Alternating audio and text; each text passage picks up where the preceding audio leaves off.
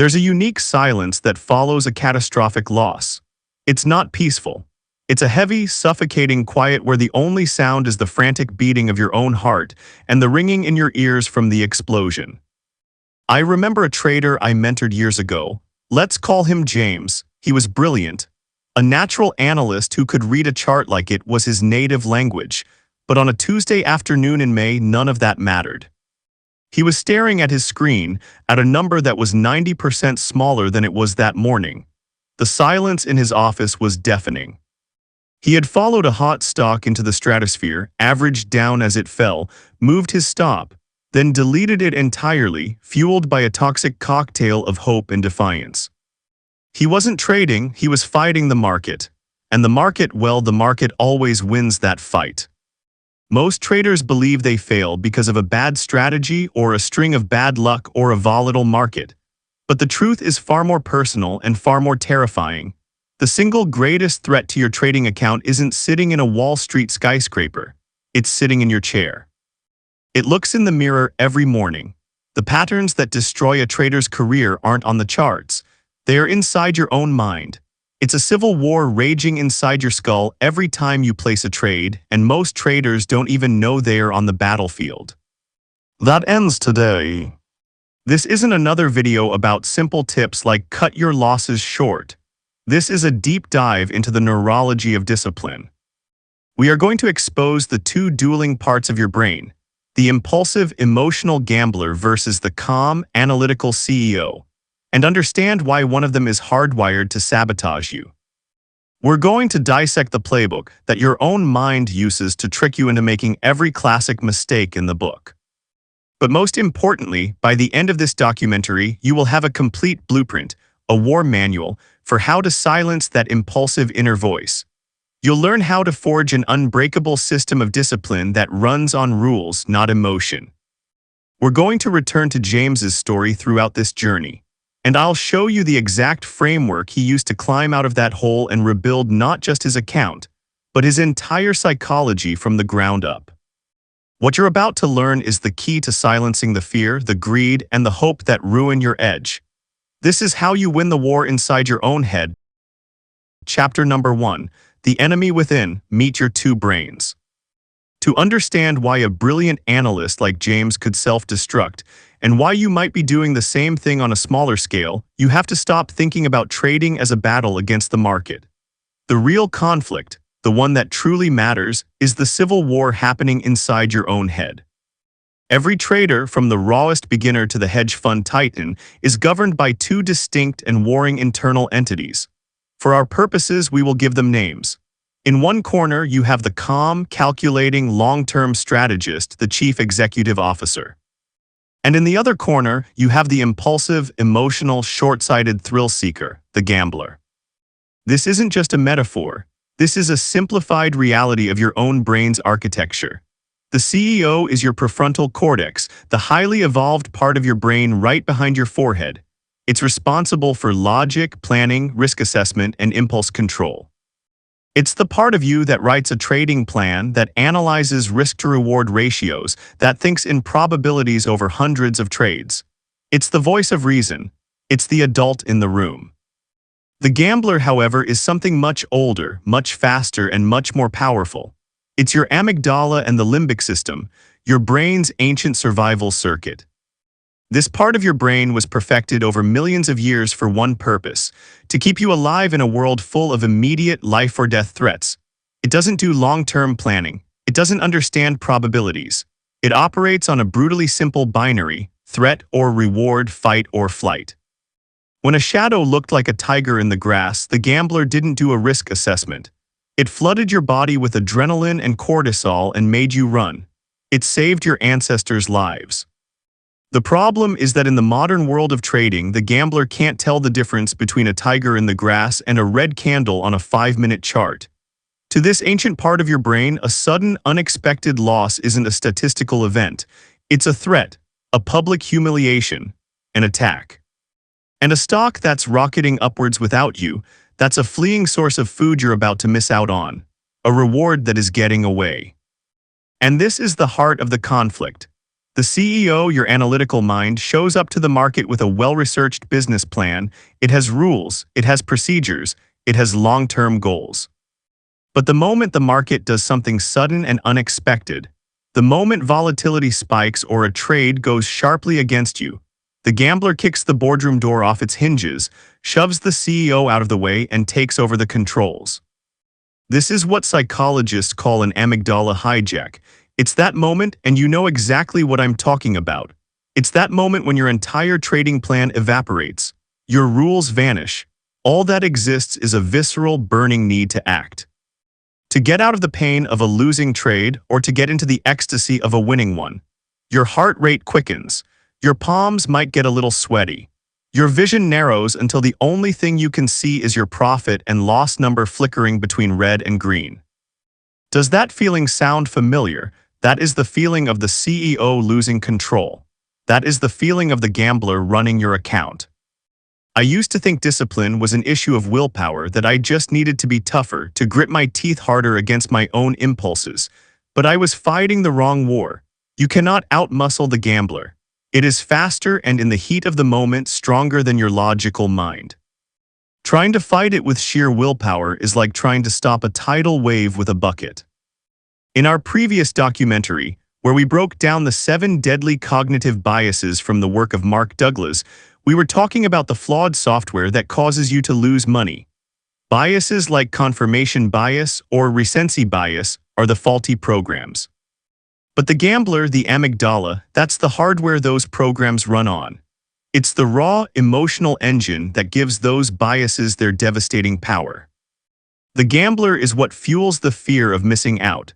It's what powers the desperate need to revenge trade to make back a loss right now. It's the part of you that whispers, just move your stop loss this one time, because the pain of being proven wrong feels like a physical threat. Every single destructive trading mistake can be traced back to the CEO losing a battle to the gambler. So the goal is not to try and destroy the gambler. You can't. It's a core part of you. The goal is to fundamentally change the rules of engagement. It's about building a system, a fortress of procedure and habit around your trading decisions. That keeps the CEO in the driver's seat, especially when the market becomes a storm.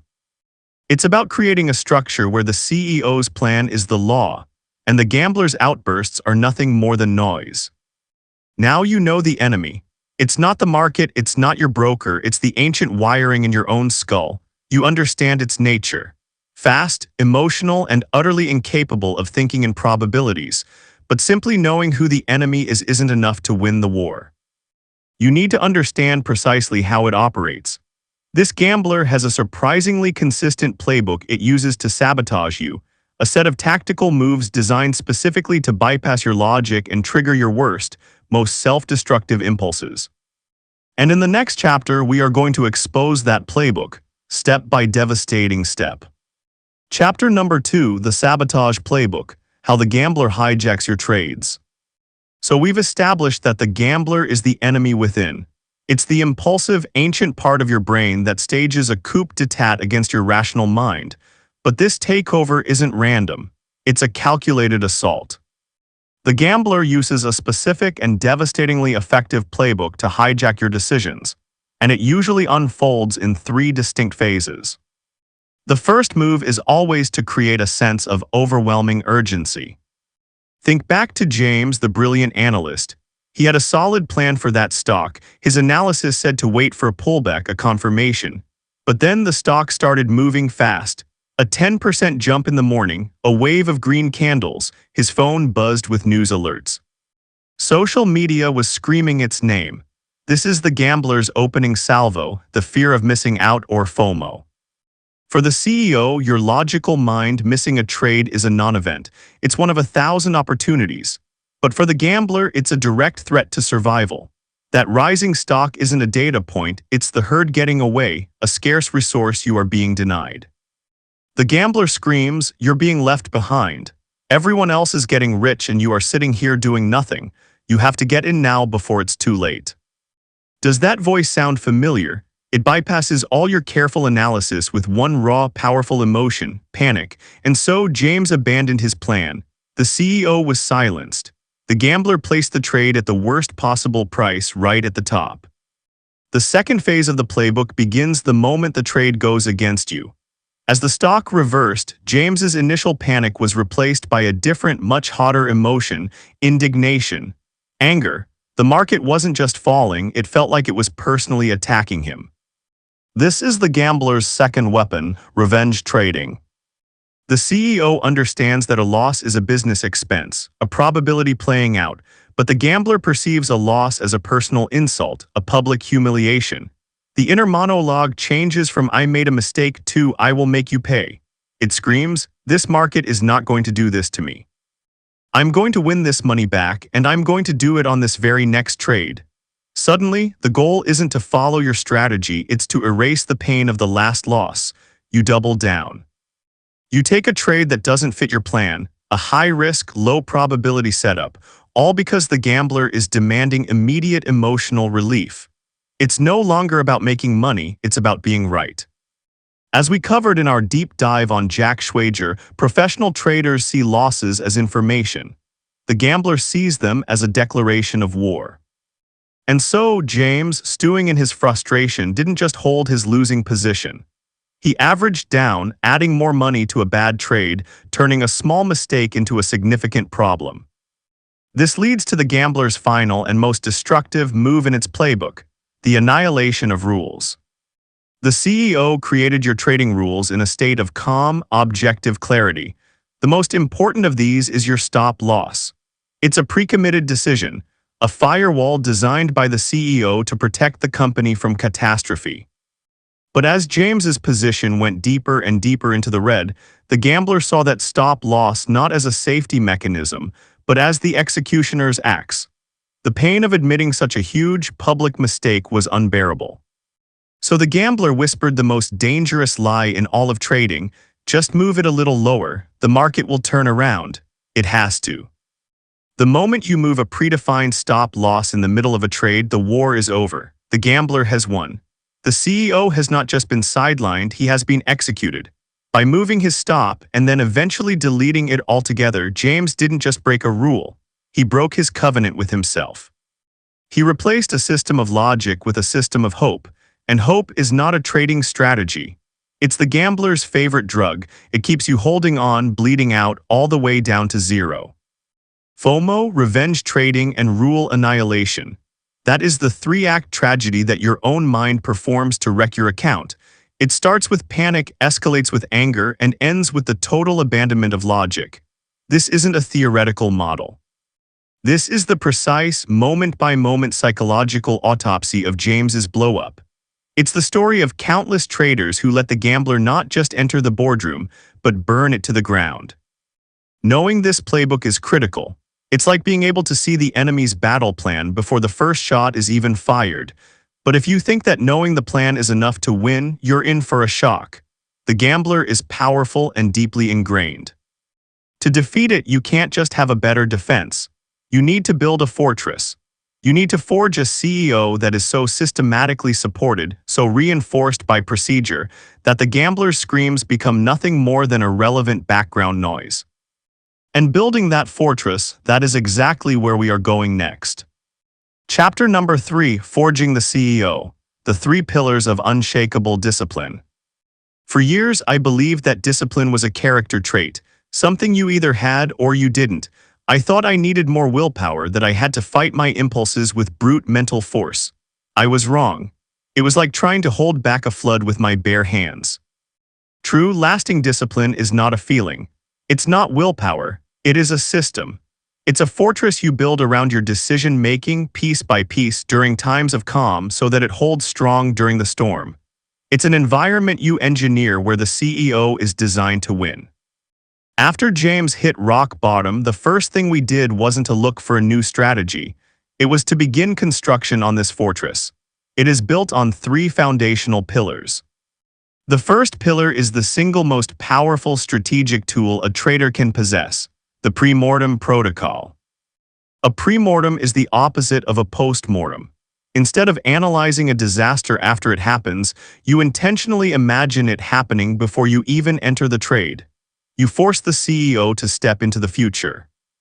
Before you risk a single dollar, you take out a piece of paper or open a document and you write down the name of the trade. And then you write this sentence: "This trade has been a catastrophic failure." Now you explain why. You force yourself to become a historian for a failure that hasn't happened yet. How did it fail? Did the entire market roll over? Did a surprise news event come out? Did the setup look perfect but simply not work out? And then you ask the most important questions. How did I fail? What did the gambler do to make the loss 10 times worse? Did I refuse to take the initial small loss because I was so sure I was right? Did I add to the losing position out of frustration? Did I see it going against me and freeze, completely paralyzed by fear? You identify the gambler's most likely angles of attack before the battle begins. You are giving your CEO a specific threat assessment. When you do this, something incredible happens. The potential failure shifts from a terrifying, abstract monster in the dark into a concrete, solvable set of problems. You've already visualized the pain, which inoculates you against it, and you can create specific contingency plans. For instance, if you identify that your biggest risk is a surprise news event, your plan becomes: if a major headline breaks, I will flatten my position immediately, no questions asked. You've just given the CEO a direct order, a pre-written command to execute when the specific trigger appears.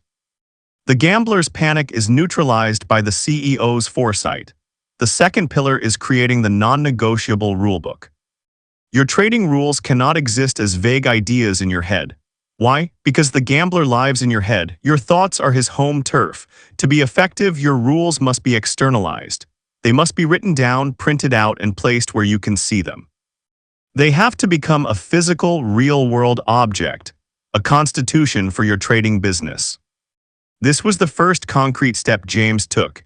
He bought a simple black notebook, and on the first page we wrote his new constitution. This isn't a list of 100 complex regulations. It's a handful of simple, powerful, and absolutely unbreakable laws. Laws like my maximum loss on any single day is 2% of my account. The moment this is hit, I turn off the computer. I will never move a stop loss in the middle of a trade. I will never add to a losing position. Ever. The genius of this, which we discussed in our masterclass on Mark Douglas's work, is that it outsources your discipline. The CEO makes the law once in a state of total objectivity. Then your only job in the heat of the moment isn't to be disciplined. It's just to read the rule and obey. The decision has already been made. I know what some of you are thinking. That sounds rigid, it sounds restrictive. But you have to understand this critical truth. This is where freedom comes from. The freedom from stress, from constantly debating with yourself, from the anxiety of not knowing what to do. The rules create certainty in an uncertain environment. Now is the time to get real with this. If you are serious about changing your trading, you need to do more than just watch. So I want you to pause this video in a moment, just for 10 seconds. Grab a pen, a post-it note, or open a text file. I want you to write down your single most important trading rule. The one law that, if you followed it with perfect consistency, would solve at least half of your problems. Pause me now and do it. Welcome back. That rule you just wrote down, that is the first brick in your fortress. It's the beginning of your constitution. Protect it, honor it. It is more important than any single trade's outcome. But even with a pre-mortem and a rulebook, the gambler can still ambush you. An unexpected flash crash, a sudden reversal, the amygdala hijack can be instantaneous. For these moments, you need the third pillar, the emotional circuit breaker. This is a pre-planned, mandatory action that creates a space between an emotional impulse and a trading decision. It's a physical kill switch for the gambler. My favorite version, and the one I had James implement, is called the 2-minute rule. The rule is simple. The moment you feel that flush of heat, that anger, that panic, that overwhelming greed, you are forbidden from touching your mouse or your keyboard for 2 full minutes. 120 seconds, you must stand up. You must walk away from the screen. Go to the other side of the room. Look out a window, take 10 slow, deep breaths. What does this do neurologically? It's not magic, it's biology. You are literally giving your body time to calm down. You're allowing the flood of cortisol and adrenaline to subside. You are giving blood a chance to flow back to your prefrontal cortex, the CEO. You are rebooting your rational mind. 2 minutes might not seem like a lot of time, but to the gambler who lives in a world of pure immediacy, it is an eternity. By the time you sit back down, the hijack is often over. The CEO is back at the controls, looking at the rulebook, assessing the situation according to the plan, and ready to make a logical decision, not an emotional reaction. A pre-mortem protocol to plan for failure, a non-negotiable rulebook to externalize discipline, an emotional circuit breaker to manage hijackings in real time. These are not just nice ideas. These are the pillars of a professional trading operation.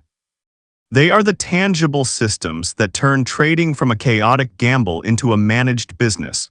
They are the walls of the fortress that keep the CEO in charge. But building a fortress is one thing. You also need to arm the CEO with the right tools for the daily grind of running the business of trading. And that is what we will equip you with next. Chapter number 4, The CEO's Arsenal, Practical Tools to Win the War. The 3 pillars give your CEO the fortress it needs to withstand the gambler's assaults. They are your strategic defense. But a fortress is useless without a well-equipped army to manage the day-to-day operations. The CEO needs practical, everyday tools to enforce the rules, gather intelligence, and maintain order. These aren't abstract concepts, these are the things you do. The first and most critical tool in the CEO's arsenal is what I call the black box journal. Most traders hear the word journal and they think of a diary where they write down their feelings. That is a mistake. That's not what this is. Think about the black box recorder on an airplane. Its purpose is not to record how the pilot felt. Its purpose is to record the flight data and cockpit conversations with cold, brutal objectivity, so that in the event of a crash, investigators know exactly what went wrong. Your trading journal is the black box for your trading career. It is your ultimate accountability loop. After every single trading day, win or lose, the CEO must sit down and record the data. Not just the entries, exits, and profit or loss. That's amateur level. The professional CEO records the why. What was the thesis for the trade? What was the exact setup according to your plan? On a scale of 1 to 10, how well did you follow your rules for this trade? If you didn't follow them, what rule did you break and at what specific moment? What was the internal monologue right before you broke the rule? What was the gambler whispering to you? You write it all down, coldly, clinically, without judgment. At first, this feels tedious. But over time, this black box becomes the most valuable dataset in the world. It's a mirror that shows you the unvarnished truth. You might think your biggest problem is bad entries, but your journal might reveal that your entries are fine. Your real problem is you never take the initial small loss when a trade moves against you. You might think you're a victim of bad luck, but the journal will show you, in your own handwriting, that you only seem to have bad luck when you chase stocks that are already up 50% on the day. For James, the black box was the tool that ended his denial. He could no longer blame the market.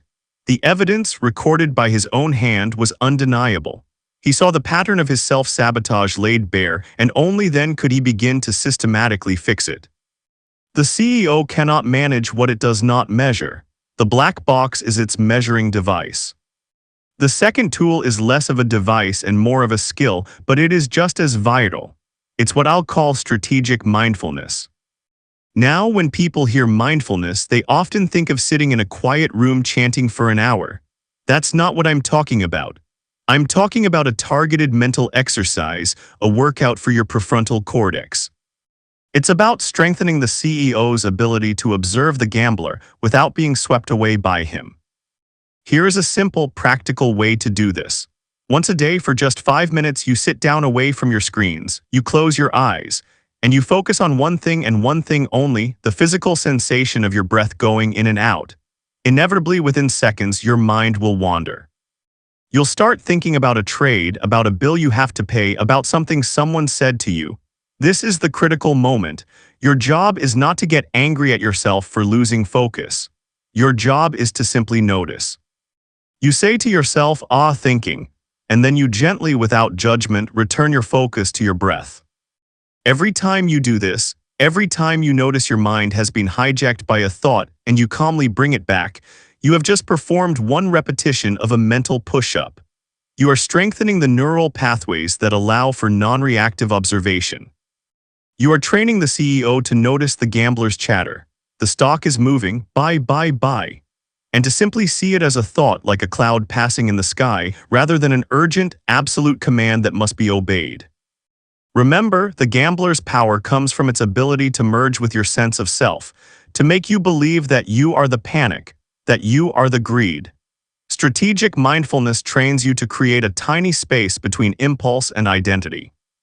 It allows the CEO to take a step back and say, I am observing a feeling of panic, instead of being consumed by it. This small space is where all of your discipline lives.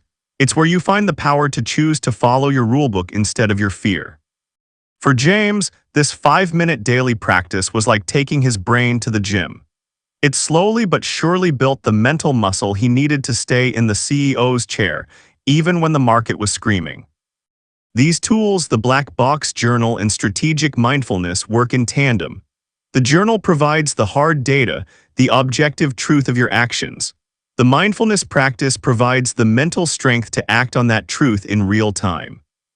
The journal is the CEO's intelligence report. Mindfulness is the CEO's personal training regimen. They turn discipline from a vague wish into a concrete daily practice. They are the work, there are no shortcuts. This is how you systematically dismantle the gambler's power and build the CEO's authority. This is how you stop being a passenger on an emotional roller coaster and start becoming the pilot of your own trading business. We've built the fortress, we've armed the CEO. Now it's time to see how it all comes together. It's time to revisit James and witness the final outcome of his civil war. Conclusion: the armistice, making peace and taking control. So what happened to James? This is the part of the story where a typical trading guru might tell you that he found a holy grail indicator, got his revenge on the market, and made millions overnight. But that isn't what happened. The truth is far less dramatic and infinitely more powerful. James didn't win the war by finding a magic bullet. He won by signing a peace treaty. He won by fundamentally changing the terms of his internal engagement. The James who sat down at his desk a year after his catastrophic loss was a different man, not because the gambler inside him had vanished. The gambler never vanishes. The fear of missing out still whispered when a stock took off. The sting of a loss still felt personal. The impulse to jump into a reckless trade was still there. The difference was he no longer argued with it. He no longer tried to fight it with sheer force. He simply acknowledged it. The CEO would hear the gambler's frantic screams and calmly say, "Thank you for your input. Your concerns are noted." And then it would open the Black Box Journal and consult the non-negotiable rulebook. The CEO was now in charge, not because it was stronger, but because it was better prepared. The system did the heavy lifting. When a trade went against him, he didn't feel the need to revenge trade. He simply executed the stop-loss that his pre-mortem protocol had defined before he even entered. When he felt a wave of panic or greed, he stood up, walked away for 2 minutes, and let his emotional circuit breaker do its job. He used his daily mindfulness practice to treat his impulses as data, not as directives. He didn't eliminate his emotions, he domesticated them. He turned the wild, destructive tiger of his limbic system into a watchdog that could alert him to danger, but which was ultimately kept on a leash by the unbreakable chain of his discipline. His equity curve didn't explode upwards. It began to grind, a slow, steady, and frankly quite boring climb. He had small wins and small, managed losses. He was running a business, not fighting a war. He had finally achieved the goal. He had made peace with his own mind by putting logic, not passion, in the driver's seat. So this is the ultimate trading thesis. The path to consistent profitability is not paved with better indicators or more complex strategies. It is paved with a deep, practical understanding of your own psychology. It begins with accepting that you are living in a state of civil war, a battle between the impulsive, short-sighted gambler and the patient, analytical CEO. You win not by destroying the gambler, but by systematically stripping it of its power. You build a fortress with the 3 pillars: the pre-mortem protocol to plan for failure, the non-negotiable rulebook to externalize your logic, and the emotional circuit breaker to manage hijackings. And you arm your CEO with the daily tools of the Black Box Journal to maintain accountability, and strategic mindfulness to build mental resilience. This is the blueprint. This is how you stop being your own worst enemy. This is how you achieve true discipline. It is not an event, it is a process. It's not about finding the perfect strategy, it's about building the unwavering ability to follow the strategy you have. The internal battle is the great filter that separates the 90% who fail from the few who succeed. But now you have the manual, you have the tools, you understand the enemy, and you have a plan to install your CEO as the rightful leader of your trading career. The real work starts now. And once that CEO is firmly in command, it needs to be aimed at the right targets in the market itself. After all, a disciplined mind without a high-quality edge is only half the equation. That's why in our next deep dive, we will shift our focus from the internal to the external. We will deconstruct the anatomy of an A-plus setup, exploring how the masters find, stalk, and manage the highest probability trades the market has to offer. Make sure you are subscribed so you don't miss it. The journey continues.